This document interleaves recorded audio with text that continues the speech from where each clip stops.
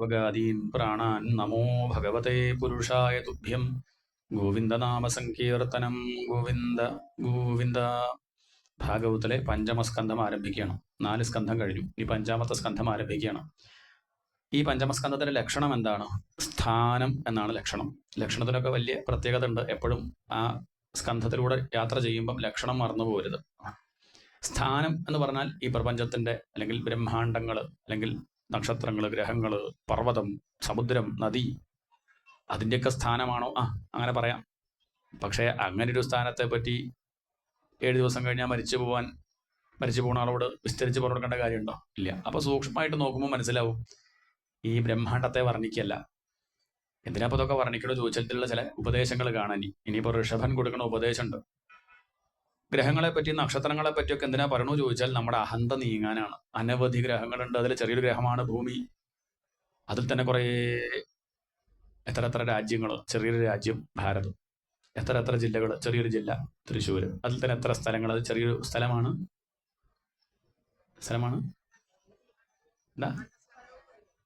എന്താ സ്ഥലപ്പേര്? എന്നാ അത് അപ്പൊ അങ്ങനെയാണ് അതിന്റെ കഥ. അതിൽ തന്നെ ചെറിയൊരു വീട്, കുറെ വീടുണ്ട്, അതിൽ ചെറിയൊരു വീട്, അതിൽ തന്നെ ചെറിയൊരു മനുഷ്യനാണ് നമ്മളൊക്കെ. നമ്മുടെയൊക്കെ വിചാരം എന്തത്? ഞാൻ അവിടെ ഇല്ലെങ്കിൽ ഒന്നുമില്ല, ഒന്നുകൂടി ഭംഗിയിൽ നടക്കും, അത്രയേ ഉള്ളൂ. നമ്മുടെ ഉള്ളിൻ്റെ ഉള്ളിൽ ഇങ്ങനെ ഒരു ഭാവം എപ്പോഴെങ്കിലൊക്കെ വരാറുണ്ട്. അതിലൊരു അർത്ഥമില്ല എന്ന് കാണിക്കാനാണ് ഇപ്പൊ ഈ വലിയ ലോകത്തെ പറ്റി ഇങ്ങനെ വർണ്ണിക്കുന്നത്. കുറച്ച് വിശാലമായ കാഴ്ചപ്പാടുണ്ടാവാൻ. ഇങ്ങനെ അങ്ങോട്ട് അറിയുമ്പോൾ ഞാനൊന്നും ഇവിടെ ഇല്ലെങ്കിൽ ഒരു ചുക്കും ലോകത്തിന് വരാനില്ല എന്നങ്ങോട്ട് ബോധ്യമാകുമ്പോൾ അഹന്ത നീങ്ങും. എന്ത് നീങ്ങും? പോയി എന്നാണ്. ഒരു പ്രശ്നവുമില്ല, ഞാനിവിടെ ഇല്ലെങ്കിലും ഒന്നും ഒരു കുഴപ്പം വരാനില്ല. ശരി, അപ്പൊ ചെറിയ പ്രശ്നമുണ്ട്. ചിലർക്ക് അങ്ങോട്ട് പിന്നോട്ട് പോയിട്ട് എന്ത് പറ്റും? ഞാനൊന്നിനും കൊള്ളാത്തവനാന്നൊരു വിചാരം ഉണ്ടാവും. ഞാനൊന്നിനും കൊള്ളില്ല, അതും പ്രശ്നമാണ്. അതൊരു കോംപ്ലക്സ് ആണ്, അത് പാടില്ല. പറ്റും, നിങ്ങളെ കൊണ്ടും ഇവിടെ ഒരു കാര്യമുണ്ട്. കാരണം ഇവിടെ ഒരു സൃഷ്ടിയും മോശമായിട്ടില്ല. കാരണം ഇവിടെ ജനിച്ചു അയാളെ കൊണ്ടൊരു ലക്ഷ്യമുണ്ട്. ഭഗവാനൊന്നും വെറുതെ സൃഷ്ടിക്കില്ലല്ലോ. നമുക്ക് വലിയൊരു സ്ഥാനം ഇവിടെ ഉണ്ട് മനുഷ്യജന്മത്തിന്. മറ്റു മൃഗങ്ങൾക്കും പക്ഷികൾക്കും ഒന്നും സാധിക്കാത്തൊരു കാര്യം മനുഷ്യന് സാധിക്കും. ശരിക്കും പറഞ്ഞാൽ അത് സാധിക്കാനാണ് മനുഷ്യനായത്. അല്ലാതെ പലതും മനുഷ്യന് പരിമിതി ഉണ്ട്. പറ്റുമോ? പല കാര്യങ്ങൾക്കും മനുഷ്യന് എന്തുണ്ട്? പരിമിതി ഉണ്ട്. തോന്നിയ പോലെ കഴിക്കാൻ പറ്റുമോ? ഇല്ല. മൃഗങ്ങൾക്കും പക്ഷികൾക്കും ഒക്കെ സുഖമുണ്ട്. എപ്പം വേണമെങ്കിലും എന്ത് വേണമെങ്കിലും കിട്ടിയത് എവിടെ നിന്നും കഴിക്കാം, കിടന്നുറങ്ങാം. അമ്പലാണ് അങ്ങാടിയാണെന്നുള്ള വ്യത്യാസം മനുഷ്യനേ ഉള്ളൂ. മൃഗങ്ങൾക്കുണ്ടോ? ഇത് വലിയച്ഛനാണ് വലിയമ്മയാണെന്നൊക്കെ വ്യത്യാസം മൃഗങ്ങൾക്കുണ്ടോ? ഇല്ലില്ല. അമ്പലമെന്നുണ്ടോ മൃഗത്തിന്? നായക്കും പൂച്ചയ്ക്കൊക്കെ അങ്ങനെ ഉണ്ടോ? എന്താ അമ്പലം, എന്താ അങ്ങാടി? അച്ഛനാണ് ഇരിക്കുന്നത്, അമ്മയാണ് ഇരിക്കുന്നത്, വ്യത്യാസം ഉണ്ടോ? അങ്ങനെയൊക്കെ ഉണ്ടോ? അച്ഛൻ ഇരിക്കുന്നുണ്ട്, ചിലത് പറയാൻ പാടില്ല, കൂട്ടുകാരാ പറയാം. ഇതൊക്കെ മനുഷ്യനേ ഉള്ളൂ. മൃഗങ്ങൾക്ക് അങ്ങനെയൊന്നുമില്ല, എന്തോ എവിടെയും. അപ്പൊ അതാണ് മുഖ്യമെങ്കിൽ എന്തായാൽ മതിയായിരുന്നു? രുചയാർന്നു മകം കനിഞ്ഞു തൻ പ്രജയെ പോറ്റുമുറുമ്പ് പോലുമേ. ഒരു ഉറുമ്പടക്കം സന്തോഷമായിട്ട് കല്യാണം കഴിച്ച് കുട്ടികളൊക്കെ ആയിട്ട് അങ്ങനെ കഴിയുന്നുണ്ട്. ഉണ്ണുക, ഉറങ്ങുക, കുറച്ച് കുട്ടികളൊക്കെ ഉണ്ടാവുക, ഭക്ഷണം കുറെ കഴിക്കുക, ഇതന്നെയാണ് ജീവിത ലക്ഷ്യം എന്ന് വിചാരിക്കുന്നുണ്ട്. തെറ്റി. അങ്ങനെയാണെന്ന് വെച്ചാൽ പന്നിയായ പോലെ. അതാണ് ചോദ്യം. അതാണ് ഇപ്പൊ മനുഷ്യജന്മത്തിന്റെ സ്ഥാനം വർണ്ണിക്കുകയാണ്. അപ്പൊ മനസ്സിലാവല്ല, ഈ ജന്മത്തിന് വലിയൊരു സ്ഥാനം ഇവിടെ ഉണ്ട്. വിവേകം ഭഗവാൻ തന്നത്, വിശേഷ ബുദ്ധി തന്നത് ഭൗതിക വസ്തുക്കളുടെ പിന്നാലെ ഓടാനല്ല, ശാന്തി അനുഭവിക്കാനാണ്. അതുകൊണ്ടാണ് നമ്മൾ സുഖത്തിന് വലിയ പ്രാധാന്യം കൊടുക്കാറില്ല. അതുകൊണ്ടാണ് വലിയ കണ്ടുപിടുത്തങ്ങളൊന്നും ഇല്ല. ഉള്ളിലേക്ക് തിരികെ മാത്രമേ ചെയ്തിട്ടുള്ളൂ. സാഹചര്യം എന്തോ ആവട്ടെ, സമാധാനമായിട്ടിരിക്കാൻ പഠിക്കുക, അതാണ് മുഖ്യം. പാശ്ചാത്യര് ഓരോരോ വസ്തുക്കൾ കണ്ടുപിടിക്കാനായിട്ട് ഓടി നടന്നു. ഓരോന്ന് കിട്ടിയ സുഖാവെന്ന് കരുതി കുറെ കണ്ടുപിടിച്ചു. അത് തെറ്റൊന്നും പറയണില്ല. ഇപ്പം എല്ലാം ഉണ്ട് ഇല്ലേ? TV ഉണ്ട്, ഫ്രിഡ്ജ് ഉണ്ട്, AC ആയി, മൊബൈലായി. മൊബൈലിലെല്ലാം ഉണ്ട്. പാട്ട് കേൾക്കാം, TV കാണാം, എന്തായാലും ഒക്കെ ഉണ്ട്. പക്ഷെ എന്തില്ല? ഉറക്കമില്ല. പണ്ടൊന്നുമില്ലായിരുന്നു. TV ഇല്ല, ഫ്രിഡ്ജ് ഇല്ല, AC ഇല്ല, വാഷിംഗ് മെഷീൻ ഇല്ല, മൊബൈലില്ല, ഉറക്കമുണ്ട് എന്ന് പറഞ്ഞാൽ സമാധാനം ഉണ്ട് എന്നർത്ഥം. അതാണ്. സൗകര്യം കൂടുന്തോറും സമാധാനം കൂടും തെറ്റിദ്ധരിച്ചു. ഇല്ല, തെറ്റാ. സൗകര്യം കുറയും തോറും സമാധാനം. അതുകൊണ്ടല്ലേ ഭക്തന്മാരൊക്കെ ദാരിദ്ര്യം ഇഷ്ടപ്പെടുന്നത്. അവർക്കത് സൗകര്യം, സുഖമായിട്ടിരിക്കാലോ, ഒന്നും നഷ്ടപ്പെടാനില്ലല്ലോ. അതുകൊണ്ട് പ്രധാനം ശാന്തിയാണ്. അതുകൊണ്ടാണ് ഉപനിഷത്ത് മന്ത്രങ്ങളൊക്കെ അവസാനിക്കുമ്പോൾ എന്ത് പറയും?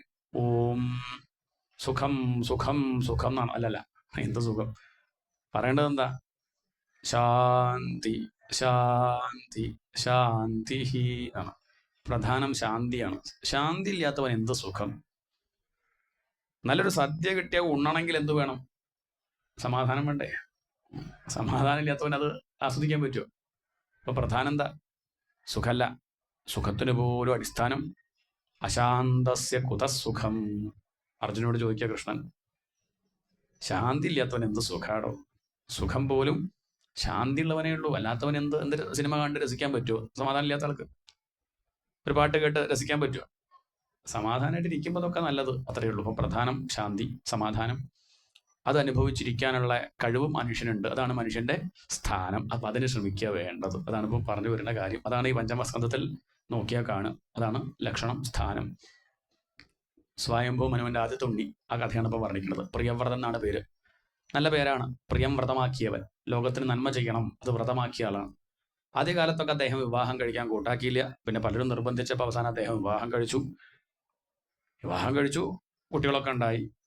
കുറച്ച് കഴിഞ്ഞപ്പോൾ ആരും പറയാണ്ട് അദ്ദേഹം വീണ്ടും ഒരു വിവാഹം കൂടി കഴിച്ചു. ഉള്ളിൽ വാസന ഉണ്ടെങ്കിൽ പ്രവർത്തിക്കുന്നുള്ളത് ഉറപ്പാണ്. അങ്ങനെ അതിലുണ്ടായി 3 മക്കൾ. അവരാണ് മന്വന്തരാധിപതികളായത്. അവരുടെ കഥയൊക്കെ ഇനി അഷ്ടമസ്കന്ധത്തിൽ കേൾക്കാമെന്ന് പറഞ്ഞു. പ്രിയവ്രതൻ, പ്രിയം വ്രതമാക്കിയവൻ. ഇവിടെ രാത്രി കണ്ട സമയത്ത് അദ്ദേഹത്തിന് തോന്നി, രാത്രി എല്ലാവരും കടന്നുറങ്ങല്ലേ, ആ സമയം കൂടി അങ്ങോട്ട് പകലാക്കിയാലോ. സൂര്യൻ അസ്തമിച്ചാൽ അദ്ദേഹം സൂര്യനെ പോലെ ജ്വലിക്കുന്ന തൻ്റെ രഥവുമായിട്ട് അങ്ങോട്ട് പുറപ്പെടും. എപ്പോഴും പകൽ.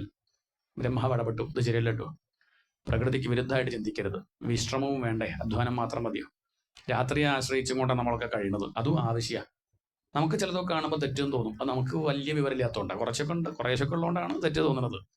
തീരല്ലെങ്കിലും ഒക്കെ അറിഞ്ഞാലും അബദ്ധം തോന്നില്ല.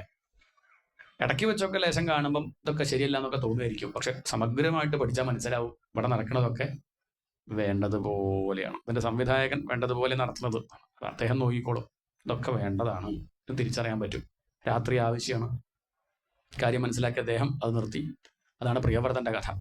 പിന്നെ അദ്ദേഹത്തിന്റെ മകൻ ആഗ്നീധരന്റെ കഥയാണ് വർണ്ണിച്ചത്. ആഗ്നീധരൻ ഇതേപോലെ തന്നെ വിവാഹമൊന്നും വേണ്ട പറഞ്ഞ അദ്ദേഹം കുറച്ചു കാലം തപസ് ചെയ്ത് കഴിഞ്ഞു. പക്ഷെ ഉള്ളിൽ വാസന ഉണ്ടേ. ബ്രഹ്മദേവൻ ഒരു അപ്സര സ്ത്രീയെ പറഞ്ഞയച്ചു. അദ്ദേഹത്തിന് എത്ര കണ്ട് പ്രാപ്തി ഉണ്ടെന്ന് നോക്കണ്ടേ. അവളുടെ പേര് പൂർവ്വചിത്തി എന്നാണ്. പൂർവ്വചിത്തി എന്നൊക്കെ പറഞ്ഞ അർത്ഥം പൂർവ്വ സംസ്കാരം എന്നാണ്. ആരും ഒഴിഞ്ഞ കടലാസോട് കൂടി ഇവിടെ ജനിക്കുന്നില്ല. കുറച്ചൊക്കെ പഴയതുണ്ട്. അതുകൊണ്ട് ചെറുപ്പത്തിലേ ചിലരൊക്കെ നല്ലോണം പാടുന്നത് കാണാം.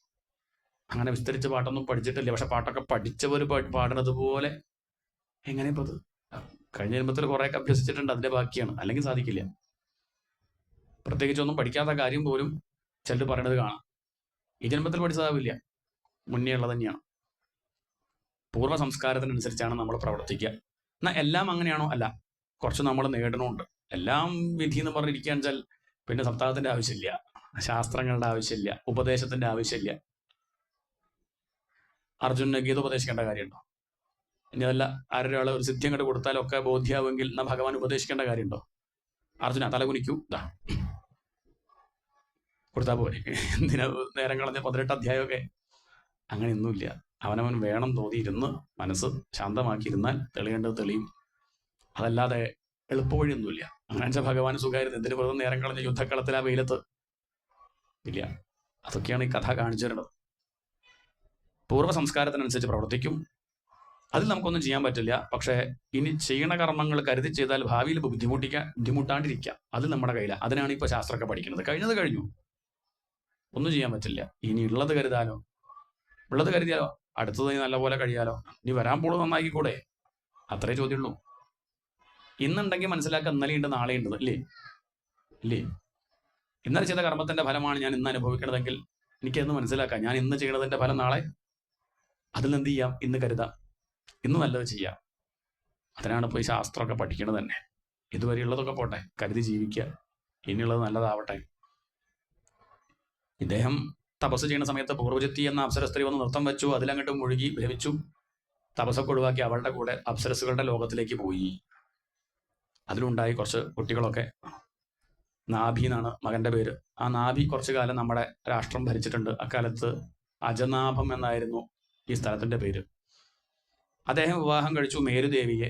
മക്കളൊന്നും ഇല്ലാണ്ട് വിഷമിച്ചിരിക്കുകയാണ്. തനിക്ക് ഉണ്ടാവുകയാണെങ്കിൽ ഈശ്വരനെ പോലെ ഒരു ഉണ്ണി ഉണ്ടാവണം എന്നാണ് അദ്ദേഹത്തിന്റെ ആഗ്രഹം. തന്റെ ഋത്വിക്കുകളോട്, ഋഷിമാരോട് ആ കാര്യം പറഞ്ഞു. അവർ യാഗം ചെയ്തു. അതിൽ ഭഗവാൻ പ്രത്യക്ഷപ്പെട്ടു. എന്താ ബ്രാഹ്മണരെ നിങ്ങളുടെ ആഗ്രഹം എന്ന് ചോദിച്ചു. അവർ പറഞ്ഞു, ഞങ്ങൾക്കൊരാഗ്രഹവും ഇല്ല, പക്ഷെ ഞങ്ങളുടെ രാജാവിന് അങ്ങയെപ്പോലെ ഒരു മകൻ ഉണ്ടാവണം എന്ന് ആഗ്രഹമുണ്ട്. ഭഗവാൻ പറഞ്ഞു, എന്നെ പോലെ വേറൊരാളുണ്ടോ? അനുപമിതം കാലദേശാവധിഭ്യാം നിർമുക്തം നിത്യമുക്തം നിഗമശതസഹസ്രേണ നിർഭാസ്യമാനം.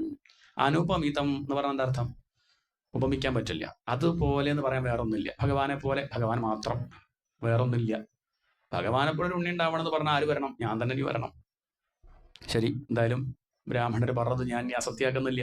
ഞാൻ തന്നെ നാഭിയുടെ മകനായിട്ട് അവതരിച്ചോളാം എന്ന് പറഞ്ഞ് ആ നാഭിയുടെയും മേരുദേവിയുടെയും മകനായി ഭഗവാൻ തന്നെ ഋഷഭ ഇതീതം നാമചകാര, ഋഷഭൻ എന്നുള്ള പേരിൽ അവതരിച്ചു. ഇതാണ് ഭഗവാന്റെ ഋഷഭാവതാരം. അനവധി അവതാരം ഉണ്ട്, ലേശമൊന്നുമല്ല. നമ്മളിപ്പോൾ കാര്യമായിട്ട് 10 നോക്കണുള്ളൂ. അല്ലല്ല, ആര് പറഞ്ഞു 10? ധാരാളം ധാരാളം ധാരാളം ഒക്കെ അവതാരങ്ങൾ തന്നെയാണ്. ചിലതൊക്കെ ഭാഗവത്തിൽ സൂചിപ്പിക്കുകയാണ്. ഇതാണ് ഋഷഭാവതാരം. ഋഷഭൻ എന്ന് പറഞ്ഞ അർത്ഥം ശ്രേഷ്ഠൻ. എന്താ അർത്ഥം? ശ്രേഷ്ഠൻ, കേമത്വം കൂടും എന്നർത്ഥം. കാളയ്ക്കും ഋഷഭം അല്ലെങ്കിൽ ഋഷഭം എന്ന് പറയാറുണ്ട്. എന്താ കാരണം വെച്ചാൽ പശുക്കളുടെ കൂട്ടത്തിൽ കാള നിന്നാൽ കാളയെ വേറെ മനസ്സിലാക്കാം. 1000 പശുക്കൾ ഇടയ്ക്കൊരു കാള നിന്നാൽ നമ്മൾ കാളയെ മനസ്സിലാവാണ്ട് പോവുമോ? അതിൻ്റെ എടുപ്പ് കാണുമ്പോൾ അത് കാളെ. ഇതുപോലെ ഋഷഭൻ എവിടെ നിന്നാൽ അയാളെ തിരിച്ചറിയും. അയാളുടെ തേജസ്, അയാളുടെ പ്രഭാവം കൊണ്ട് ഇത് ഇന്നാളാ എന്ന് മനസ്സിലാക്കാൻ സാധിക്കുന്നത് കൊണ്ടാണ് അച്ഛൻ ഇയാൾക്ക് ഋഷഭൻ എന്ന് പേരിട്ടത്. യോഗ്യനാണ്, വലിയ കേമൻ, ഭഗവാന്റെ അവതാരല്ലേ. കുറച്ചങ്ങോട്ട് വലുതായി ഋഷഭൻ. അക്കാലത്ത് ഇന്ദ്രൻ മഴ പെയ്യിച്ചില്ല. അങ്ങനെ ഇരിക്കുമ്പോൾ ഋഷഭൻ എന്ത് ചെയ്തു? കുറച്ച് ദിവസമൊക്കെ കാത്തു നോക്കി, പെയ്യണില്ല കണ്ടപ്പോൾ എന്ത് ചെയ്തു? തൻ്റെ യോഗശക്തി കൊണ്ട് അദ്ദേഹം മഴ പെയ്യിച്ചു. അക്കാലത്ത് ഭാരതത്തിലുള്ളവരൊന്നും സ്വർഗം മോഹിച്ചില്ല. എന്താ കാരണം? സ്വർഗത്തേക്കാൾ കേമാണ് ഇവിടെ. പിന്നെ ഇപ്പോൾ സ്വർഗം മോഹിക്കണം. സ്വർഗത്തിനേക്കാൾ സുന്ദരമാണ്. ഇന്ദ്രനെ മനസ്സിലായി തന്നെക്കാൾ ശക്തിയുള്ള ആളാണ് ഋഷഭൻ എന്ന്. ഇനിയിപ്പോൾ എന്താ വഴി? ഇനിയിപ്പോൾ എന്താ വഴി വെച്ചാൽ അയാളായിട്ട് ലോക്യാവുക, ബന്ധം വെക്കുക. അതാ നല്ലത്. കാരണം ശത്രുത വെച്ചാൽ ബുദ്ധിമുട്ടാവും. തന്നെക്കാൾ ശക്തിയുണ്ട്. എങ്ങനെയാപ്പം ബന്ധുവാക്കുക? വഴിയുണ്ട്. തൻ്റെ മകള് ജയന്തിയെ വിവാഹം കഴിപ്പിച്ചു. കൊടുത്തു. ആർക്ക് കൊടുത്തു? ഋഷഭനോട് പറഞ്ഞു വിവാഹം കഴിക്കുമോ? ഇപ്പം ആരായി? ഋഷഭൻ കേമന. എങ്ങനെ കേമനല്ലാണ്ടിരിക്കുക? തൻ്റെ മരുമകനല്ലേ, തൻ്റെ മകളുടെ ഭർത്താവായില്ലേ. ഇങ്ങനെ ബന്ധം സ്ഥാപിച്ചു. ഏതായാലും അങ്ങനെ ജയന്തിയെ വിവാഹം കഴിച്ചു ഋഷഭൻ. അങ്ങനെ 100 മക്കളുണ്ടായി. എത്ര? കുറേ ഉണ്ടെന്ന് കൂട്ടിക്കോളൂ. ഇപ്പൊ കൃത്യം 100 അത് നമ്മളിപ്പോൾ എന്തൊക്കെ പറയാറുണ്ട്. എന്താ ഇപ്പോൾ കുറച്ച് കസേര ഒഴിഞ്ഞു കിടക്കണോ? ഉച്ചയ്ക്ക് ശേഷം എവിടെ പോയി? നാളെ ചോദിച്ചു നോക്കൂ. 11:15 വരുമ്പോൾ ചോദിച്ചു നോക്കൂ എവിടെ പോയി, ഇന്നലെ എവിടെയാ ചോദിച്ചാൽ പറയും നിങ്ങൾക്കത് പറയാം. 100 കൂട്ടം പണികളാ. എത്രയാ ഉണ്ടോ? 100 ഉണ്ടോ? 1 2 3 4 ഏറി വന്ന 8 അല്ലെങ്കിൽ 9 പറയാം. 10 അതിലപ്പുറം ഒന്നും ഇല്ലെങ്കിലും ബാക്കി 90 നമ്മുടെ കൈ നിട്ടതാ. 100 കൂട്ടം. നമ്മളെന്നെ എങ്ങനെ പറയണ്ട? പണ്ടത്തെ ഋഷിമാരൊക്കെ എന്തൊക്കെ കുട്ടി പറയാനുണ്ടാവും. ശ്രദ്ധ കിട്ടാൻ വേണ്ടി പറയാ, അത്രയേ ഉള്ളൂ. 100 മക്കൾ എന്ന് പറഞ്ഞാൽ അസംഖ്യം എന്നാണ് അർത്ഥം. എത്രയാണ്? കണക്കില്ല. അത്രയ്ക്ക് എന്ന് പറഞ്ഞാൽ അത്രയ്ക്കും ഉണ്ട് ചിന്തകൾ, ചിത്തവൃത്തികളെ കാര്യമായി പറഞ്ഞത്. നമുക്ക് എത്ര ചിന്തകൾ ഇപ്പം ഈ ചുരുങ്ങിയ സമയം കൊണ്ട് ഉണ്ടായിപ്പോയി എന്നുള്ളത് പറയാൻ പറ്റുമോ? എന്തെല്ലാം മനസ്സിൽ വന്നു പോകുന്നുണ്ട്. അതിന് കണക്കില്ല. അതാണ് ചിത്തവൃത്തികളാണ്. ഋഷഭന് 100 മക്കളുണ്ടായി എന്ന് പറഞ്ഞാൽ താല്പര്യം അതാണ്. താത്വികമായിട്ട് പറഞ്ഞത് അർത്ഥം. അതിൽ തന്നെ 9 പേര് യോഗീശ്വരന്മാരായി മാറി, നവയോഗികൾ. അവരുടെ കഥ നീ ഏകാദശത്തിൽ കേൾക്കാം. ഭാഗവത ധർമ്മം എന്ന പ്രകരണം ഈ ഋഷീശ്വരന്മാർ, ഈ നവയോഗികൾ നിമിരാജാവിന് പറഞ്ഞു കൊടുക്കണതാ. അവരുടെ കഥ പിന്നെ കേൾക്കാം. എന്ന് പറഞ്ഞാൽ ചില ചിന്തകളൊക്കെ ഉദാത്തമായ ചിന്ത ഉണ്ടാവും. ആർക്ക്? നമുക്ക് തന്നെ. ഋഷിമാരെ പോലെ വലിയ തലത്തിലിരുന്ന് ചിന്തിക്കണ എപ്പോഴെങ്കിലും ഇടയ്ക്കൊക്കെ ഉണ്ടാവില്ലേ, എപ്പോഴും ഇല്ലെങ്കിലും ചിലപ്പോൾ അങ്ങനെ ഉദാത്തമായ വിചാരം ഉണ്ടാവും. അപ്പോൾ നമുക്ക് തോന്നാം ഞാനൊരു മഹാത്മാവായിട്ട്, ഞാനൊരു കുറച്ചു നേരം ഉണ്ടാവുള്ളൂ, പിന്നെ തീരുമാനവും ചെയ്യും.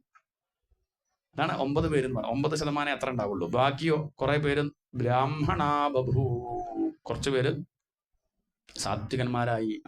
ക്ഷത്രിയന്റെ മക്കളാ, പക്ഷെ ആരായി മാറി? കർമ്മവിശുദ്ധാഹ ബ്രാഹ്മണാ ബഭൂ. കർമ്മം കൊണ്ട് അവര് നല്ല കർമ്മങ്ങൾ മാത്രം ചെയ്ത് ശാസ്ത്രം പഠിച്ച് വിഷയവിചാരമില്ലാതെ ഈശ്വരനെ തന്നെ സേവിച്ച് സാത്വികമായ മാർഗത്തിലൂടെ സഞ്ചരിച്ച് അവര് ബ്രാഹ്മണരായിട്ട് മാറി. പിന്നെ നമ്മുടെ മനസ്സും ഉദാത്തമായ മനസ്സ്, പിന്നെ കുറച്ച് സാത്വികമായിട്ടുള്ള മനസ്സുണ്ടാവും.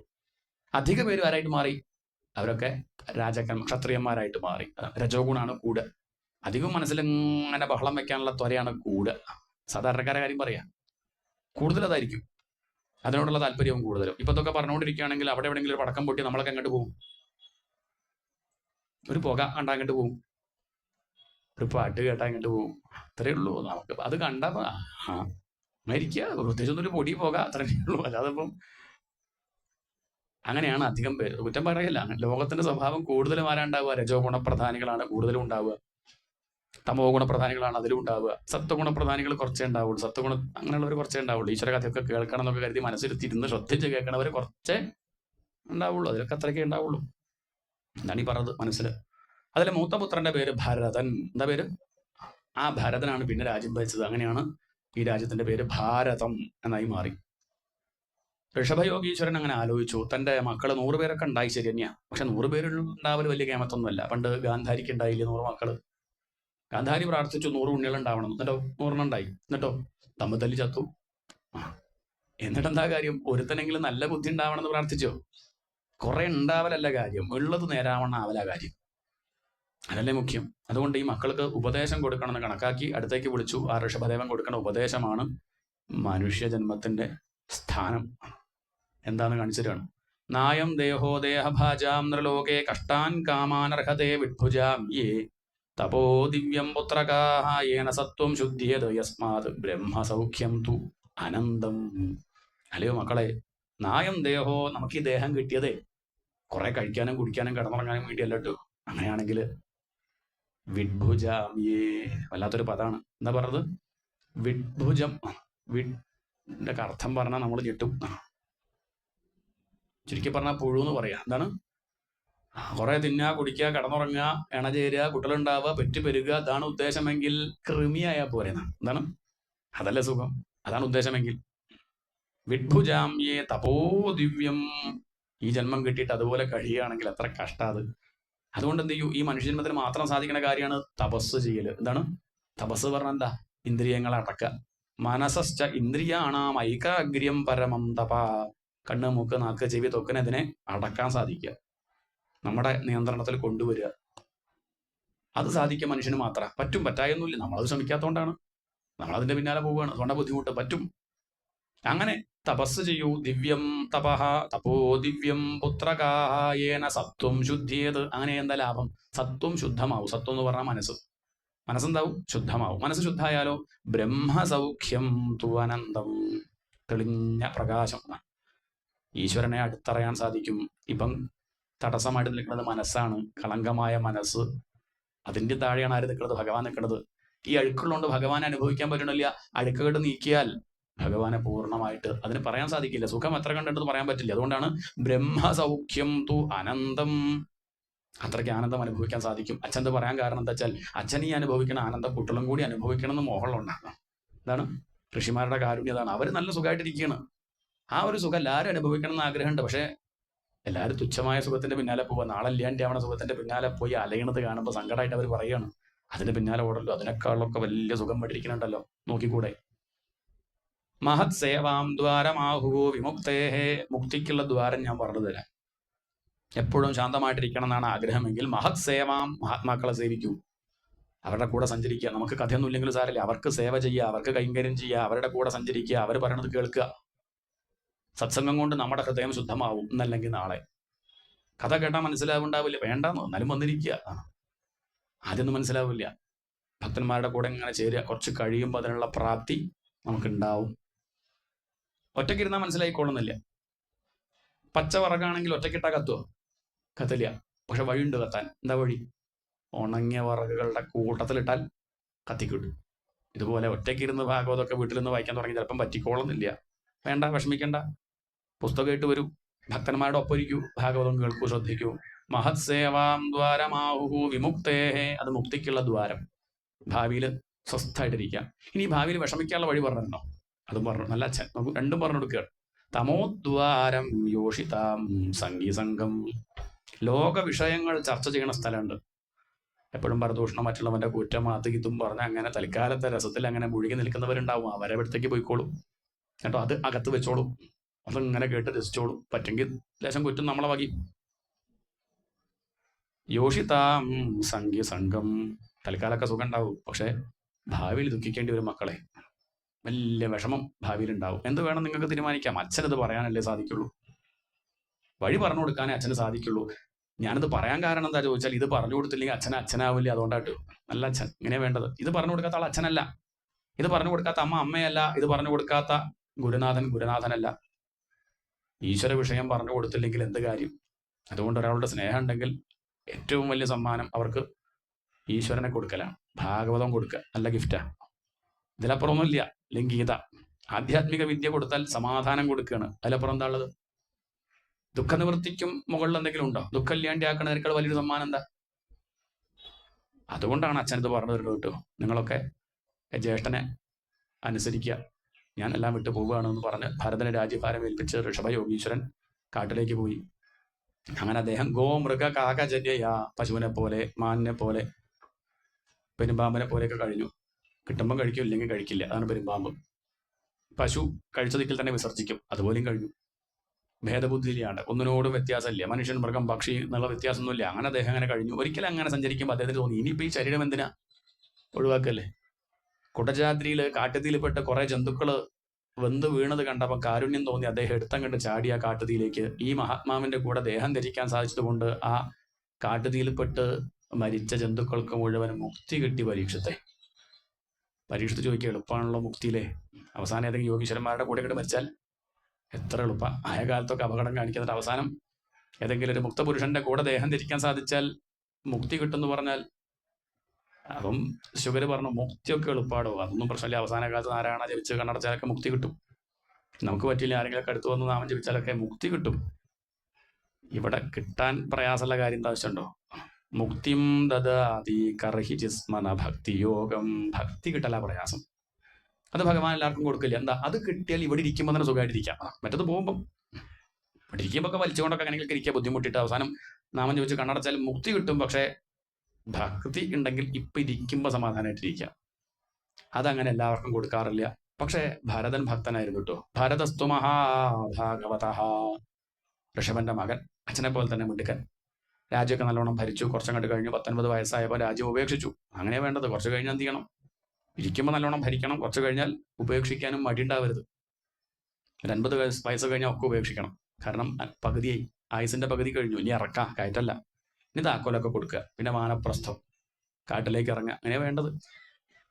അദ്ദേഹം തന്റെ മകന് രാജ്യമേൽപ്പിച്ച് കാട്ടിലേക്ക് ഇറങ്ങി. ഇനി ഈശ്വരനെ ഭജിക്കുക, വേറൊന്നും വേണ്ട, മെല്ലെ ശരീരം ത്യജിക്കുക എന്നുള്ള ഉദ്ദേശത്തിൽ അദ്ദേഹം കാട്ടിലേക്ക് ഇറങ്ങി. അങ്ങനെ വാനപ്രസ്ഥമായിട്ട് കഴിയുന്ന കാലത്ത് ചെറിയൊരു അബദ്ധം പറ്റി. അദ്ദേഹം തർപ്പിക്കാനായിട്ട് നദിയുടെ തീരത്തേക്ക് പോയി. ഒരു കാഴ്ച കണ്ടു. പൂർണ്ണ ഗർഭിണിയായിട്ടൊരു മാൻ.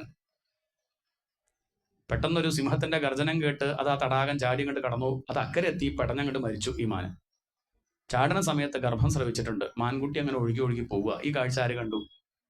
ഭരതൻ കണ്ടു. അദ്ദേഹം നോക്കി, എന്താ താൻ വേണ്ടു? ഈ കാഴ്ച ആരെയും കണ്ടിട്ടുണ്ടോ? ആരും അവിടെ ഇല്ല.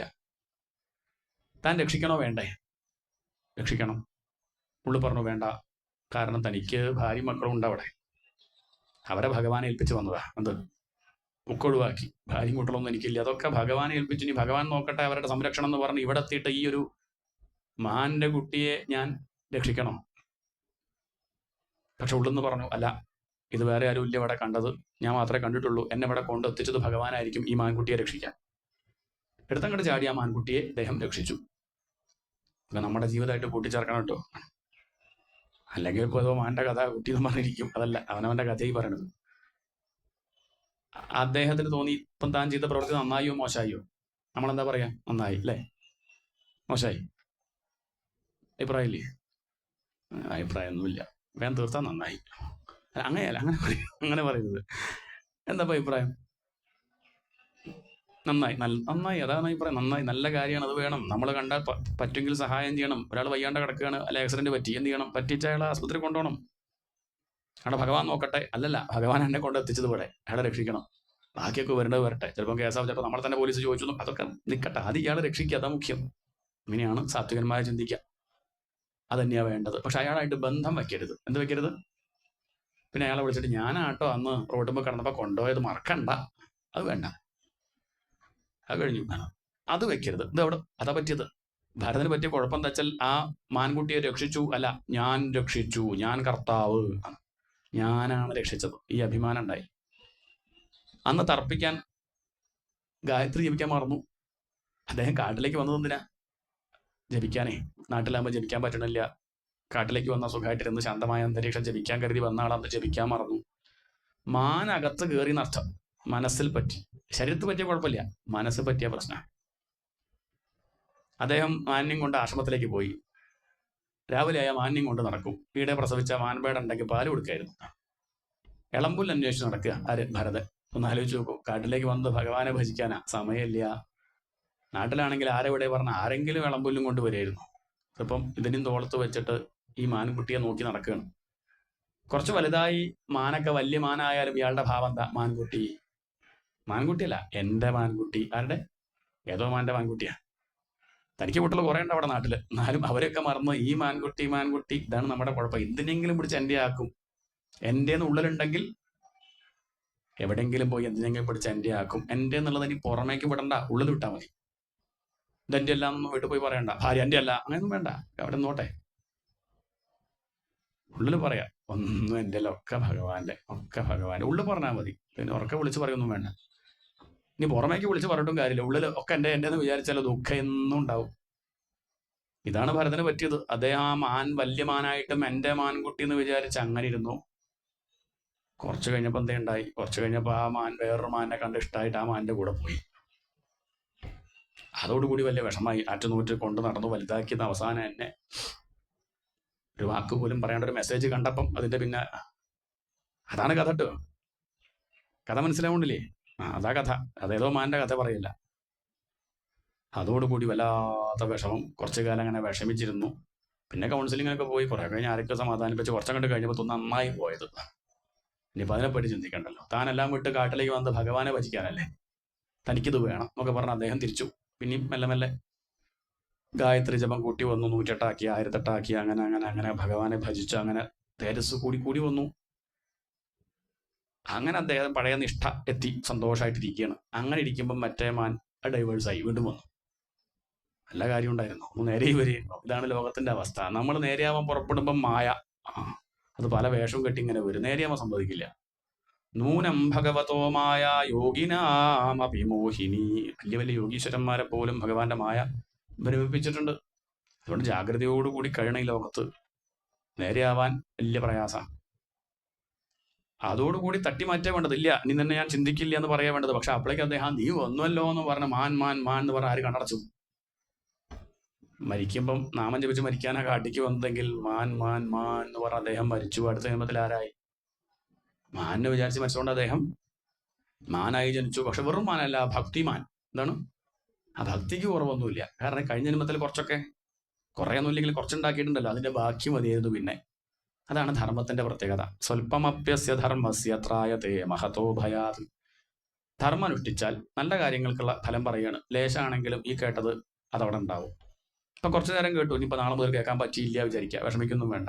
എന്നാലും വെറുതെ 7 ദിവസം കേട്ടില്ല, 2 ദിവസം കേട്ടുള്ളൂ, മതി. ആ 2 ദിവസം കേട്ടില്ലേ, അതവിടെ ഉണ്ടാവും. ഇനി മരിച്ചുപോയി കുഴപ്പമില്ല, അടുത്ത ജന്മത്തിൽ ഇതിന്റെ ബാക്കി മതി. ആ 2 ദിവസത്തെ അവിടെ ഉണ്ടാവും. മറ്റുള്ളതും അങ്ങനെയല്ല. നമ്മുടെ ചെടി നട്ടു, 2 ദിവസം നനച്ചല്ലേ വാടി പോവും. അതുവരെ നനച്ചതോ വെറുതെ ആയി, അത്രയേ ഉള്ളൂ. പക്ഷെ ഇതങ്ങനെയല്ല. ധർമ്മം അത് ഭാവിയിൽ ഉപകരിക്കും. ഒരിക്കലും അത് ഇല്ലാണ്ടിയാവില്ല, പേടിക്കണ്ട. അതിന്റെ ബാക്കി മതി. ഇദ്ദേഹം യോഗഭ്രഷ്ടനായി അടുത്ത ജന്മത്തിൽ മാനായി ജനിച്ചെങ്കിലും ഈശ്വരന്റെ കാരുണ്യം, പൂർവ്വജന്മ സ്മൃതി ഉണ്ട്, നേരെയിക്കോട്ടെ കരുതിയിട്ടാണ്. അബദ്ധമൊക്കെ ഓർക്കണുണ്ടെങ്കിൽ പിന്നെ ആവർത്തിക്കില്ലല്ലോ. അദ്ദേഹം ഉറപ്പിച്ചു, ഇല്ല ഈ ജന്മത്തിൽ ആരോടും സംഘമില്ല. മറ്റു മാനുകളോടൊന്നും മിണ്ടാതെ അമ്പലത്തിന് ചുറ്റും അങ്ങനെ പ്രദക്ഷിണം വെച്ചും കൊണ്ട്, അവിടുത്തെ നേതിച്ചോറ് കഴിച്ചും കൊണ്ട്, അവിടുത്തെ പുല്ലുകൾ കഴിച്ചും കൊണ്ട്, അവിടുത്തെ തീർത്ഥക്കുളത്തിൽ കുളിച്ചും കൊണ്ട് അങ്ങനെ കഴിഞ്ഞു മാന്. ഒരു ദിവസം ആ തീർത്ഥക്കുളത്തിൽ ആര് മരിച്ചു? ഈ മാൻ വീണ് മരിച്ചു. കഴിഞ്ഞോ? ഇല്ല. പ്രാരബ്ധം ലേശോടി ബാക്കി ഉണ്ടായിരുന്നു. അടുത്ത ജന്മം. അപ്പൊ മാന്റെ മുന്നേ ഭരതൻ മാനായി. ഇപ്പം മാൻ വീണ്ടും അഥകസ്യ അങ്കിരപ്രവരസ്യ, അങ്കിര ഗോത്രത്തിൽപ്പെട്ട ഒരു ബ്രാഹ്മണന്റെ മകനായിട്ട് വീണ്ടും ഭരതൻ വരികയാണ്. ഇളയപുത്രനായിട്ട് വന്നു. അന്ന് ഉറപ്പിച്ചു, പൂർവ്വജന്മസ്മൃതി ഉണ്ട്. കഴിഞ്ഞ ജന്മത്തിൽ താൻ മാനായിരുന്നു, അതിന്റെ മുന്നേ താൻ ഭരതൻ എന്ന രാജാവായിരുന്നു. ഇനി ആരോടും ബന്ധമില്ല. അദ്ദേഹം ഉറപ്പിച്ചു. അച്ഛനോടും അമ്മയോട് പോലും മിണ്ടിയില്ല. ഉണ്ടായ കുട്ടി കരയില്ല. ഈ കുട്ടി കരഞ്ഞില്ല. കരഞ്ഞാൽ പിന്നെ അച്ഛനും അമ്മയ്ക്ക് ഇഷ്ടാവില്ലേ? ആ കുട്ടി കരഞ്ഞു, വലിയ സന്തോഷമാണ്. പ്രസവിച്ച ഉടനെ കരഞ്ഞില്ലെങ്കിൽ വിഷമ. ഒന്നും സ്വയം ചെയ്യില്ല. മലത്തിൽ കിടത്തി അങ്ങനെ കിടക്കും, കമഴ്ത്തി കിടത്തി അങ്ങനെ കിടക്കും, എണീപ്പിച്ച് നിർത്തിയാൽ നിൽക്കും, ഒന്നും ഉന്തിയാ നടക്കും. 6-7 വയസ്സായി. ഒന്നുമില്ല, ഒന്നും മിണ്ടില്ല, അങ്ങനെ ഇരിക്കും, ചിരിക്കില്ല. ചിരിച്ചാൽ പിന്നെ അത് ഇഷ്ടാവില്ല. കുട്ടി ചിരിക്കണോ? എന്താ കുട്ടിയുടെ ചിരിക? അങ്ങനെ ചെറിയ മക്കളൊക്കെ ആകുമ്പോൾ അങ്ങനെയാണ് ഈ ബന്ധം ഉണ്ടാവണത്. ഞാൻ ഉറപ്പിച്ചു, ചിരിക്കില്ല, മിണ്ടല്. ചിരി മിണ്ടലുമാണ് ബന്ധം ഉണ്ടാക്കണത്. കുറച്ചു നേരം അങ്ങനെ നോക്കിയിരിക്കും, പിന്നെ മെല്ലെ പേരെന്താ, നമ്പർ ഉണ്ടോ, കഴിഞ്ഞു. പിന്നെ പെട്ടു. ബന്ധം ഉണ്ടാവണത് എപ്പോഴാ? ചിരിച്ചിരിക്കണ്ട. ബന്ധം ഉണ്ടാവേണ്ടൊക്കെ വലിയ പണിയൊന്നുമില്ല. ആരെയും കാണും എന്നാ മതി. ഒരൊറ്റ മനുഷ്യൻ അടുത്തേക്ക് വരില്ല, ഒരു പ്രശ്നവുമില്ല, സുഖമായിട്ട് കഴിയുക. അദ്ദേഹം തീരുമാനിച്ചു, ആരെയും കണ്ട അങ്ങനെ നിൽക്കും. പിന്നെ ആരും അടുത്തേക്കും വരില്ല. പിന്നെ ചിലരൊക്കെ പേര് വിളിക്കാൻ തുടങ്ങി, ജഡഭരതൻ. എന്താണ് എന്താർത്ഥം? കുറച്ച് കുറവുള്ള ഭരതൻ. കുറവല്ല, പൂർണ്ണനാ. പക്ഷെ രണ്ട് കാലുള്ള ജന്തുക്കൾ അങ്ങനെ വിചാരിച്ചു. ആരെ? രണ്ട് കാലുള്ള ജന്തുക്കൾ. മനുഷ്യൻ. അതാണ്, ചില മനുഷ്യന്മാർക്ക് ഇത് മനസ്സിലാവില്ലല്ലോ. ഇയാളുടെ കേമത്തം വലുത് അവർക്കറിയോ? 7 വയസ്സായ അച്ഛൻ ഉപനയനം കഴിപ്പിച്ചു, പൂണൂലിടിച്ചു, ഗായത്രി മന്ത്രം തത് സവിതുഹു വരേണ്യം ഭർഗോ ദേവസ്യ ധീമഹി ധിയോ യോന പ്രചോദയാത്. ഒരക്ഷരം നേരാവണം പറയണില്ല. അച്ഛന് വലിയ വിഷമായി. കുറച്ച് കഴിഞ്ഞപ്പോൾ അച്ഛൻ മരിച്ചു, അമ്മയും മരിച്ചു. ഇപ്പം ഈ ഭരതന് 22 വയസ്സായി. ആരാ നോക്കണത്? ഏട്ടന്മാര് നോക്കണുണ്ടോ? എന്ത് നോക്കുക, അവര് നോക്കണമൊന്നുമില്ല. ഇയാളെ പണിയൊക്കെ എടുപ്പിക്കും, കളയ്ക്കാൻ പറഞ്ഞാൽ കളയ്ക്കും, കൂലിയൊന്നും കൊടുക്കണ്ട, എത്ര സുഖ. എന്തെങ്കിലും തിന്നാൻ കൊടുത്താൽ ആക്ഷേപമൊന്നുമില്ല, കെട്ടിയതൊക്കെ കഴിക്കും. അവരെന്നാ നല്ലോണം കൊടുക്കോ? അതുപോലും ഇല്ല. കണപിണ്യാക ഫലീകരണ കൂൽമാഷ സ്ഥലീ പുരീഷാദീനി അമൃതവതഭ്യവഹരതി. പിണ്ണാക്ക് കൊടുക്കും. പശു കഴിക്കണില്ല കണ്ട കാടിവെള്ളമൊക്കെ ആർക്ക് കൊടുക്കും? ഇയാൾക്ക് കൊടുക്കും. സ്ഥലീ പുരീഷാദീനി, പാത്രത്തിന്റെ അടിയിൽ പിടിച്ചത് കരിഞ്ഞു പോയതൊക്കെ ആർക്ക് കൊടുക്കും? ഭരതന് കൊടുക്കും. നല്ലതൊന്നും കൊടുക്കില്ല എന്നർത്ഥം. എന്നാൽ ഇതൊക്കെ കിട്ടുമ്പോൾ എനിക്ക് തലയ്ക്ക് മസാല ദോശ വേണമെന്ന് പറയുമോ? ഒന്നുമില്ല. കിട്ടിയത് അമൃതവതഭ്യവഹരതി, അമൃത് പോലെ അങ്ങോട്ട് കുടിക്കും. എന്നാൽ അദ്ദേഹത്തിന് എന്തെങ്കിലും രോഗം വരുന്നുണ്ടോ? ഏയ്, എന്ത് രോഗം? തേജസ് അങ്ങനെ വർദ്ധിച്ച് വർദ്ധിച്ച് വർദ്ധിച്ച് വരികയാണ്. ഒരിക്കലും അദ്ദേഹം അവിടെ വയലിന് കാവൽ നിൽക്കുകയാണ്. അതാണ് പണി. വീരാസനത്തിൽ അങ്ങനെ വടിയും പിടിച്ച് അങ്ങനെ കാവൽ നിൽക്കും. പിന്നെ ജന്തുക്കളൊന്നും വരില്ലല്ലോ. ആ കാലത്ത് എന്ത് ഉണ്ടായിച്ചാൽ, അവിടെ ഒരു വൃഷളപതി, വലിയൊരു ബിസിനസ്സുകാരൻ, അയാൾ കല്യാണം കഴിച്ചു കുട്ടളൊന്നും ഇല്ലാണ്ട് അങ്ങനെ വിഷമിച്ചിരിക്കുമ്പോൾ ഏതോ ഒരു വിഡ്ഢി പറഞ്ഞു കൊടുത്തു, ഇവിടെ അടുത്തുള്ള ഭഗവതിയുടെ അമ്പലത്തിൽ പോയിട്ട് നരബലി ഷീട്ടാക്കിയാൽ ഉണ്ണി ഉണ്ടാവും. എന്തുണ്ടാവും? നരബലി പറഞ്ഞാൽ വെട്ടിക്കൊല്ല. ഒരുത്തനെ കൊണ്ടുപോയിട്ടേ ഒരു മനുഷ്യനെ വെട്ടിക്കൊന്നാൽ ഉണ്ണി ഉണ്ടാവും. അയാളത് വിശ്വസിച്ചു. അവിടെ പോയി ഇങ്ങനെ കേട്ടു എന്ന് പറഞ്ഞു. മേശാന്തിക്കും അത്യാവശ്യം മോഹമൊക്കെ ഉണ്ട് കാശിനൂടെ. ഉണ്ട്, ഇങ്ങനെ ഉണ്ട് എന്നൊക്കെ പറഞ്ഞു. അദ്ദേഹം അഡ്വാൻസ് വാങ്ങി 10,000 റുപ്യ. കിഷാന്തിക്കാരോട് പറഞ്ഞു, ഇവിടെ എത്തിച്ചോളൂ ഒരാളെ, നമുക്ക് വെട്ടിക്കൊല്ല. അങ്ങനെ ഒരുത്തനെ പിടിച്ചു കൊണ്ടുവന്നു വെട്ടിക്കൊല്ലാനെ. അയാളോട് പറഞ്ഞില്ല. അയാളോട് എന്തോ ഉത്സവം പൂരം കാണിച്ചിട്ട് പറഞ്ഞ കൊണ്ടുപോകുന്നതാ. രാവിലെ നല്ല ഇഡ്ഡലി, 10-30 ഇഡ്ഡലി രാവിലെ കൊടുക്കും, ഉച്ചയ്ക്ക് നല്ല സദ്യ. അയാൾ വിചാരിച്ചു, എന്താ അത്ര സ്നേഹം നാട്ടുകാർക്ക്? എങ്ങനെയൊക്കെ ഉണ്ടാവും ഇപ്പോഴത്തെ കാലത്തും. ഒരു ദിവസം അദ്ദേഹം കേട്ടു, രണ്ടുപേരും കൂടി പറയാണ്, നമുക്ക് നാളെയല്ലേ ഇയാളെ വെട്ടിക്കൊല്ലേണ്ടത് എന്ന് ഇങ്ങനെ പറയണത്. ആര് കേട്ടു? ആ ജനലിന്റെ അപ്പുറത്തുനിന്ന് ഇയാൾ കേട്ടു. അദ്ദേഹം അന്ന് വൈകുന്നേരം വാതിൽ പൊളിച്ചു ചാടിപ്പോയി. കീഴ്ശാന്തിക്കാർ ഇത് അറിഞ്ഞു. മേശാന്തിയെ വിളിച്ച് പറഞ്ഞു, നമ്മൾ കൊണ്ടുവന്ന ആള് പോയിട്ടു, നാളെ എങ്ങനെ പരിപാടി അവതരിപ്പിക്കും. എന്ത് പരിപാടി? നരബലി. എങ്ങനെ? വൃഷളപതി വരും, ഭാര്യയും മക്കളും, അല്ല മക്കളില്ല, ഭാര്യയും ബന്ധുക്കളെല്ലാവരും വരും പരിപാടി കാണാനേ. ആ സമയത്ത് എന്ത് ചെയ്യും? മേശാന്തി പറഞ്ഞു, എന്തായാലും പരിപാടി ഇല്ലാണ്ട് എന്നാ പറ്റില്ല, ഞാനാണ് അഡ്വാൻസ് വാങ്ങിയത്. പോയ ആളെ കിട്ടിയില്ലെങ്കിൽ നമുക്കിപ്പോൾ അമ്പലത്തിൽ വലിയ തിരക്കൊന്നുമില്ല, ഒരു കീഴ്ശാന്തി ആയാലും കുഴപ്പമൊന്നുമില്ല. എന്താർത്ഥം? കിട്ടിയില്ലെങ്കിൽ 2 കീഴ്ശാന്തിമാരല്ല വേറെ കീഴ്ശാന്തിയെ പിടിച്ച് വെട്ടുന്നാ പറഞ്ഞത്. അതോടുകൂടി അവർക്കാകെ പരിഭ്രമായി. പോയ ആൾ അന്വേഷിച്ച് അവർ പോയെങ്കിലും ആളെ കിട്ടിയില്ല. രാത്രി സമയം അവരുടെ ഭാഗത്ത് അങ്ങനെ ഇരിക്കുന്ന സമയത്ത് അടുത്താരെ കണ്ടു. 1 മണി 1:15 ഉണ്ടാവും രാത്രി. വീരാസനത്തിൽ ആരിയ്ക്കുന്നുണ്ട്. ആ മഞ്ഞും കൊണ്ട് പാവം ഭരതൻ അങ്ങനെ ഇരിക്കുകയാണ്. അപ്പൊ തോന്നി, ഇയാൾക്ക് ചോദിക്കാനും പറയണമെന്ന് ആരുമില്ല. ഉണ്ടെങ്കിൽ ഇപ്പം ഈ രാത്രി ഇവിടെ അങ്ങനെ ഇരിക്കുവോ? കൊണ്ടുപോയാലോ? ഇയാളങ്ങോട്ട് ബലി കൊടുത്താലോ? എന്തായാലും കാണുവാനില്ല എന്ന് പരാതി ആരും പറയില്ല, ബന്ധുക്കളൊന്നും ഉണ്ട് തോന്നണില്ല. ഇനി ഉണ്ടെങ്കിൽ തന്നെ ആരും ശ്രദ്ധിക്കുന്നുണ്ടാവില്ല. അദ്ദേഹത്തെ കൈ പിടിച്ചു, ഒരു പരാതിയില്ല. കൂടെ അങ്ങോട്ട് പോയി, തോട്ടിലങ്ങോട്ട് ഇറക്കി, നല്ലോണം അങ്ങോട്ട് മുക്കി, നല്ലോണം കുളിപ്പിച്ചു. ചകിരിയും അഷ്ടിയൊക്കെ വെച്ച് ആനയൊക്കെ കുളിപ്പിക്കുന്ന പോലെ. പണ്ട് 7-ാം വയസ്സ് കുളിച്ചതാ, അമ്മ കുളിപ്പിച്ചതാ പണ്ട്. പിന്നെ 22-ാം വയസ്സിൽ ഇവരാണ് കുളിപ്പിക്കുന്നത്. കുറച്ചങ്ങോട്ട് കുളിപ്പിച്ചപ്പം പഴയ പൂണൂല് കണ്ടു. അന്ന് 7-ാം വയസ്സിൽ അച്ഛൻ ചാർത്തിയ പൂണൂല്. അപ്പൊ ഇവര് പറഞ്ഞു, ബ്രാഹ്മണ. അതുകൊണ്ട് വൃഷളപതിക്ക് 2 ഉണ്ണികളുണ്ടാവും. ബ്രാഹ്മണന് ബലി കൊടുത്ത ഭഗവതിക്ക് കുറച്ചധികം സന്തോഷമാവും എന്നവര് കണക്കാക്കി. തേച്ചു കുളിപ്പിച്ചു. നല്ല ചെമ്പരത്തി മാല ചാർത്തി, സിന്ദൂരക്കുറി, രക്തചന്ദനമൊക്കെ തേച്ച്, ജടാമുടിയൊക്കെ ഒന്ന് വൃത്തിയാക്കി, അദ്ദേഹത്തെ സർവാഭരണ വിഭൂഷിതനാക്കി അദ്ദേഹത്തെ കൊണ്ടുവന്ന ഭദ്രകാളിയുടെ അമ്പലത്തിന് മുന്നിൽ കൊണ്ടുപോയി അങ്ങോട്ട് നിർത്തി. നരബലി കാണാൻ എത്ര ആളുകളാ! സപ്താഹത്തിനാരുമില്ല, പക്ഷെ നരബലി കാണാൻ എത്ര ആളുകളാ! ചോരൊക്കെ ചുറ്റി തെറിക്കണത് എന്ത് രസാ കാണാൻ. അത് കാണാനായിട്ട് ആളുകളിങ്ങനെ കൂടി. തകില് നാദസ്വരം വേറൊരു ഭാഗത്ത്, ആരാച്ചാര് വാളിന് മൂർച്ച കൂട്ടുന്നുണ്ട്, അങ്ങനെ തോറ്റമ്പാട്ട് വേറൊരു ഭാഗത്ത്. നല്ല കാഴ്ചയാണ്. ഭരതനെ കൊണ്ടുപോയി കമഴ്ത്തി കണ്ട് കിടത്തി ആ ബലിക്കലിന്റെ മുകളിൽ. ഒരു പരാതിയില്ല. 2 കൈയും പിടിച്ചു വയ്ക്കുക, കൊതറി ഓടാണ്ടിരിക്കാൻ. അപ്പോഴും പ്രശ്നമില്ല. ആരാച്ചാര് വാളായിട്ട് വന്നു, വെട്ടാനായിട്ട് വാളങ്ങോട്ട് ഓങ്ങിയ സമയത്ത് അദ്ദേഹം ഒന്ന് നോക്കി, ഭഗവതി അകത്തില്ലേ, ഇനിയിപ്പം ശ്രീലകത്ത് ആളില്ലേ എന്നുള്ള മട്ടിൽ വെറുതെ ഒന്ന് ഭരതൻ നോക്കിയതും ദേവിക്ക് സഹിക്കുമോ? അതിദുർവിഷഹേണദന്തഹ്യമാനേന വപുഷാ സഹസോച്ചചാട സൈവദേവി ഭദ്രകാളി, എന്റെ ഉണ്ണി എന്റെ മുന്നിൽ വെച്ച് വെട്ടുകയാണോ എന്നും പറഞ്ഞ് അവിടുന്ന് ഭഗവതി ആ വിഗ്രഹം കണ്ട് പൊട്ടിത്തെറിച്ചു. 8 തൃക്കൈകളോടുകൂടി ഭഗവതി പുറത്തേക്ക് അങ്ങോട്ട് ചാടി. ആരോ വിളിച്ചു പറഞ്ഞു ദേവി നേരിട്ട് വന്ന് ബലി സ്വീകരിക്കുക പറഞ്ഞു. ആ പറഞ്ഞവന് ആറ്റൊരു വെട്ടം കണ്ടു കൊടുത്തു. എന്റെ ഭക്തനെ പറ്റി പറയുകയാണ്, വെട്ടാൻ വന്നതാണ്. അയാൾ ആദ്യം വെട്ടി ചീട്ടാക്കിയ ആളെ വൃഷളപതി അയാളുടെ ഭാര്യ കണ്ടു നിന്നവരുടെ മേശാന്തി കീഴ്ശാന്തിക്കാരുടെ മുഴുവൻ തലകൾ വെട്ടി ശിരകന്തുകലീലയ കാളി കൂളി മുതലായിട്ടുള്ള കൃത്യകകള് ആ തലകളെ കൊണ്ട് പന്ത് കളിച്ചു കുറച്ചു നേരം. ചോര പ്രളയം. ഒരാളുടെ തല മാത്രമേ വെട്ടാത്തതുള്ളൂ. ആരുടെ? അയാളെ കൊണ്ടുവന്ന് വെട്ടാൻ. അതൊഴിച്ച് ബാക്കിയൊക്കെ ആര് വെട്ടി? ദേവി വെട്ടി. കുറച്ചു കഴിഞ്ഞു ആ ചെലമ്പൊക്കെ കിലുക്കി വാളൊക്കെ വറപ്പിച്ച് നാവൊക്കെ നീട്ടി കണ്ണൊക്കെ ഉരുട്ടി ദേവി ഇങ്ങനെ പോയി നിന്നു. ആരുടെ മുന്നില്? ഭരതന്റെ മുന്നിൽ അങ്ങനെ നിന്നു. അപ്പം ഭരതൻ എന്ത് പറയണം? നമ്മളെന്താ പറയാ?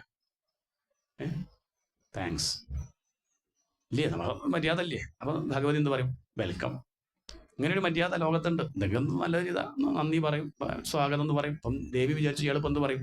അമ്മേ സന്തോഷമായിട്ടോ, രക്ഷിക്കാൻ വന്നല്ലോ. അങ്ങനെയാണ് സ്വതവേ പറയാറ്. ഇദ്ദേഹം നോക്കിയിട്ട് പറഞ്ഞ അമ്മ എന്തിനാ വന്നു എന്നുള്ള മറ്റൊരു നോട്ടാണ്. വല്ല കാര്യം ഉണ്ടായിരുന്നു. ഞാൻ അങ്ങോട്ട് നോക്കിയത് എന്തിനാ വെച്ചാൽ അമ്മ വരണ്ട. ഇതിന്റെ മുന്നേ മാനായി അങ്ങോട്ട് പോയി.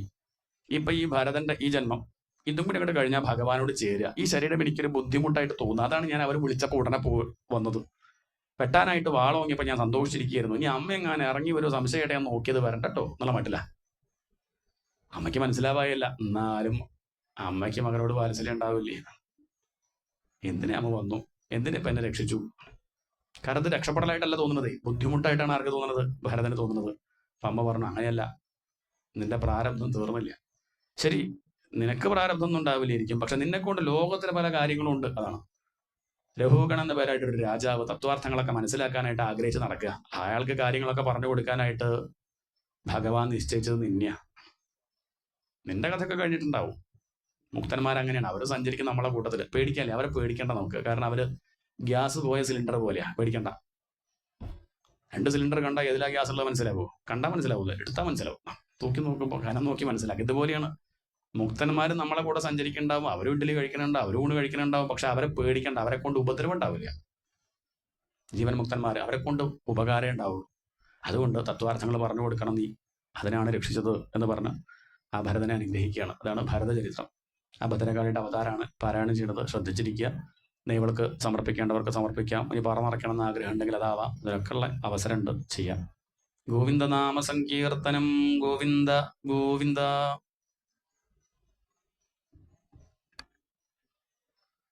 ഓം നമോ ഭഗവതേ വാസുദേവായ. അഥ നവമോऽധ്യായ. ശ്രീശുക ഉവാച.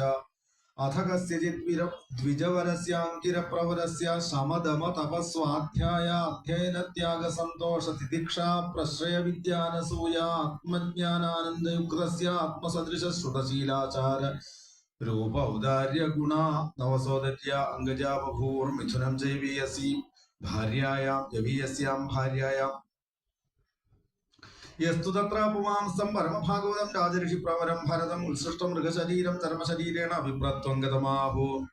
തത്രാപി സ്വജനസംഗാച്ച ഭൃശമുദ്വിജമനോ ഭഗവത കർമ്മബന്ധ വിധ്വംസന ശ്രവണ സ്മരണ ഗുണവിവരണ ചരണാരവിന്ദയുഗളം മനസാ വിദധദാത്മന പ്രതിഘാതമാശങ്കമാനോ ഭഗവദനുഗ്രഹേണ അനുസ്മൃത സ്വപൂർവജന്മാവലിരാത്മാനമുന്മത്ത ജഡാന്ധബധിരസ്വരൂപേണ ദർശയാമാസ ലോകസ്യ തസ്യാപി ഹവാ ആത്മജസ്യ വിപ്രപുത്രസ്നേഹാനുബദ്ധമന ആ സമാവർത്തനാൽ സംസ്കാരാൻ യഥോപദേശം വിദധാന ഉപരീതസ്യ ച പുനഃശൗചാചമനാദീൻ കർമ്മദീയമാൻ അനഭിപ്രേതാനപി സമശിക്ഷയത അനുശിഷ്ടേന ഹി ഭാവ്യം വിദു പുത്രേണേതി സജാപി തദുഹ പിതൃസന്നിധാവേവാസധ്രീചീനമിവ സ്മ കരോതി ഛന്ദാംസ്യധ്യാപയിഷ്യൻ സഹ വ്യാഹൃതിഭിः സപ്രണവശിരസ്ത്രിപദീം സാവിത്രീം ഗ്രൈഷ്മവാസന്തികാൻ മാസാനധീയാനഭ്യസമവേദരൂപം ഗ്രാഹയാമാസ. ഏവം സ്വതനുജ ആത്മന്യനുരാഗാവേശിതചിത്ത ശൗചാധ്യയന വ്രത നിയമ കുർബാനല ശുശ്രൂഷണാദ്യ ഉപകുർമാണക കർമാണ്യനഭിയുക്താന്യപി സമനുശിഷ്ടേന ഭാവ്യമിത്യസദാഗ്രഹ പുത്രമനുശാസ്യ സ്വയം താവദനധിഗത മനോരഥ കാലേന അപ്രമത്തേന സ്വയം ഗൃഹ ഏവ പ്രമത്ത ഉപസംഹൃത അഥ യവീയസി ദ്വിജസതി സ്വഗർഭജാതം മിഥുനം സപത്ന്യാ ഉപന്യസ്യ സ്വയമനുസംസ്ഥയാ പതിലോകമഗാൽ പിതദ്വിപരതേ ഭ്രാതൃ ഏന മതൽ പ്രഭാവവിധ സ്ത്രയ്യാം വിദ്യായാമേവ പര്യവസിത മതയോ നപര വിദ്യായാം ജഡമതിരിതി ഭ്രാതൃനുശാസന നിർബന്ധാന്യവൃത്സന്ത സച പ്രാകൃതൈർദ്വിപദ പശുഭിരുന്മത്ത ജഡബധിരേത്യഭിഭാഷ്യമാണോ യഥാ തദനുരൂപാണി പ്രഭാഷത്തെ കർമാണി ച സ കാര്യമാണ പരേച്ഛയാ കരോതി വിഷ്ടിതോ വേതനതോ വാ യാസ്ഞയാ യദൃച്ഛയാ വോപസാദിതമൽപം ബഹുമൃഷ്ടം കദന്നം വാഭ്യവഹരതി പരം നേന്ദ്രിയ പ്രീതി നിമിത്തം നിത്യനിവൃത്ത നിമിത്ത സ്വസിദ്ധ വിശുദ്ധാനുഭവാനന്ദ സ്വാത്മലാഭാധിഗമ സുഖ ദുഃഖയോർ ദ്വന്ദ്വ നിമിത്തയോർ അസംഭാവിത ദേഹാഭിമാന ശീതോഷ്ണവാതപരിഷേഷു വൃഷ ഇവാവൃത ഇവാനാവൃതാംഗപീന സംഹരണാംഗ സ്ഥണ്ഡില സംവേശനാന്മർദ്ദനാമജ്ജന രജസ മഹാമണി ഇവാനഭിവ്യക്ത ബ്രഹ്മ വർച്ചസഃ കുപടാവൃത കടി ഉപവീതേനോരുമശിനാത് ദ്വിജാതിരിതി ബ്രഹ്മബന്ധുരിതി സംജ്ഞയാ തജ്ഞജനാവമതോ വിചാര യഥാ തൂ പരത ആഹാരം കർമ്മവേദന ഈഹമാന സ്വഭ്രാതൃഭിരപി കേദാര കർമ്മണി നിരൂപിതസ്തദപി കരോതി കിന്തു ന സമം വിഷമം ന്യൂനമധികമിതി വേദ കണപിണ്യാക ഫലീകരണ കുൽമാഷ സ്ഥാലീ പുരീഷാദീന്യപ്യമൃതവദഭ്യവഹരതി അഥ കദാചിൽ കശ്ചിൽ വൃഷളപതിർഭദ്രകാളി പുരുഷ പശുമാലഭത അപത്യകാമ തസ്യ ദൈവമുക്തസ്യ പശോ പദവി